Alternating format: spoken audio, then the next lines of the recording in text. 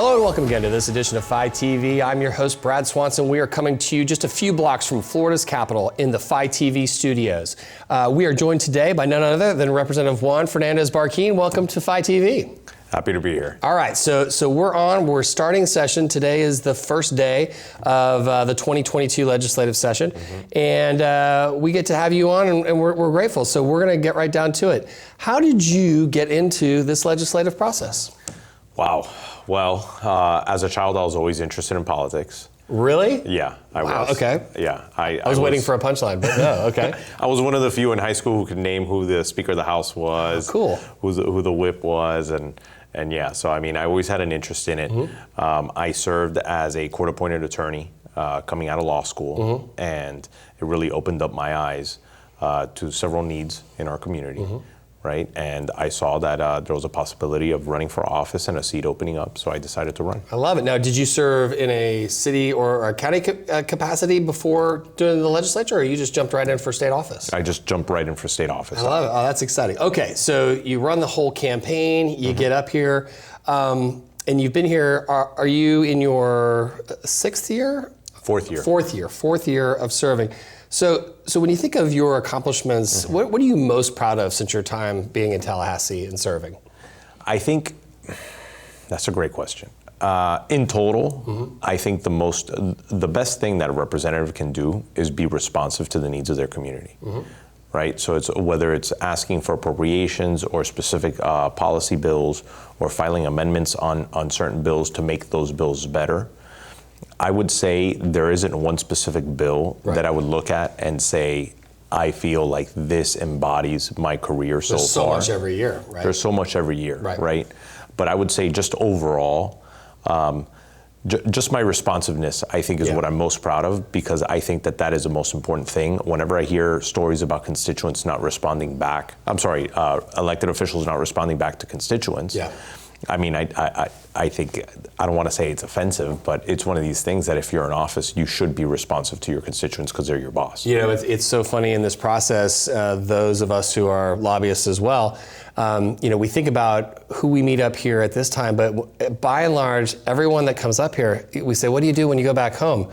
And it's constituent services. That is the day in, day out, in addition to your full-time job, yes, right? As an attorney. That's crazy. Okay. All right, so when we think of last legislative session and you think of what came out, we had everything from the COVID pandemic response to protest constraint, or not constraints, but bills that would allow people to protest, and there was just a lot that happened. Was there any one piece of legislation from last year that you felt good about, or not felt good about, that you were really like, oh man, I'm glad that one happened last year? Well, listen, despite the controversy, I'm proud of HB1. I mean, I carried that bill, the anti-writing bill, right? I mean, it protects our community, it protects our law enforcement, and it protects our small businesses. So, I mean, that is one thing that I am specifically proud of. But besides that, I would say it's also the COVID protection. I think was really instrumental and really going to help out a lot of small businesses. Yeah, it's funny. I think watching the floor debates in both chambers, the civility of while they were passionate on all sides of that. And I think, if anything, those bills, while people still have their beliefs and they walked away, I think it drew both bodies even closer together on both sides of the fence about how to, protect the freedom of the First Amendment, but protecting businesses from the ne'er-do-wells that would use those protest events as reasons to riot and loot. Absolutely. That was a big one. You got a little bit of ink for that one. All right, so let's turn away for a second from the legislative process, but tell us, what have you been up to this summer? Like when you're, you guys are always still doing constituent services, but what have you been up to since we got out of session? Because it's an early session and you guys are back in earlier, but what'd you do when you weren't doing legislative stuff this summer? Geez, Brad. Well, I'm planning a wedding with my fiance. Congratulations. Thank you. Yeah, so that's one job. The other job is my attorney gig. Right? And then I got the constituent services. What kind of law do you practice? Mostly real estate and probate. Yeah, okay. Well, let's do the important thing. What's your fiance's name? Catalina. All right, you gotta say hi to Catalina, right? Absolutely. Right? That's good. Hi, Catalina, right? We said it. Okay, good.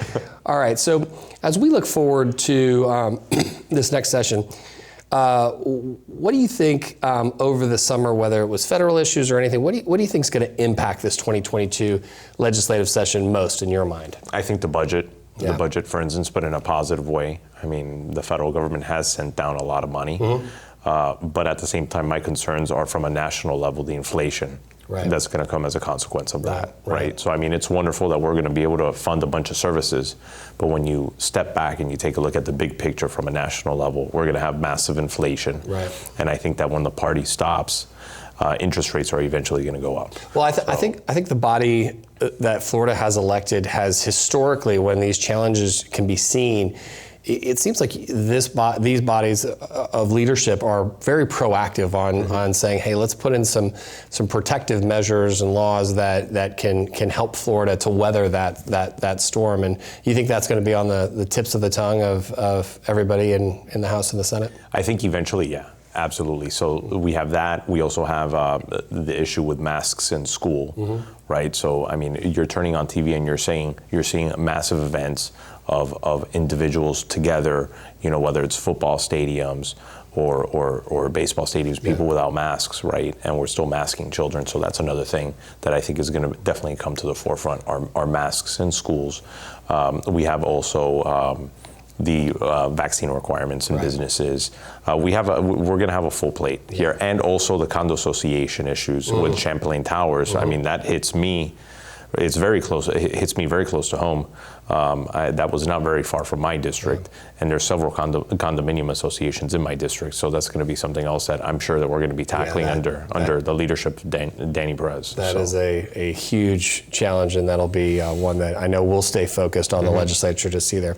Well, we've got about 20 seconds left, so and I know we're going to hopefully get you back on this year during session. But when you're not fighting for your constituents, and everybody knows that's what you do, and you're not fighting for a better Florida, how do you, Representative, take your mind off? What do you stream? Because here at Fight TV, we happen to stream all that stuff into everyone's home. So what do you like to watch when you're taking your mind off it all? Actually, UFC fights. All right. Me too.